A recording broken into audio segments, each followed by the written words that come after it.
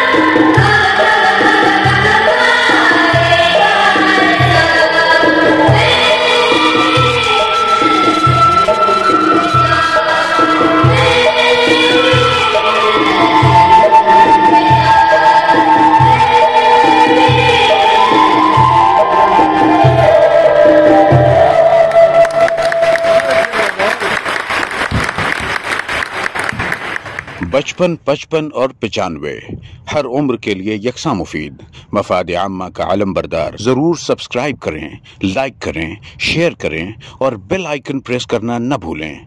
रब्बानी द scholar YouTube channel. Rabbani द scholar YouTube channel इल्मी, अदबी, दीनी, मिल्ली, समाजी, सकाफती, तहजीबी, फलाही, तिब्बी, फ़न्नी, माशी, तिजारती, माशरती, इंतज़ामी, इनकलाबी, तहरीकी, तहकीकी, तकनीकी, तफ्तीशी, तामीरी, तालीमी व मालूमाती यूट्यूब चैनल। ज़रूर सब्सक्राइब करें, लाइक करें, शेयर करें और बेल आइकन प्रेस करें। रब्बानी द स्कॉलर यूट्यूब चैनल।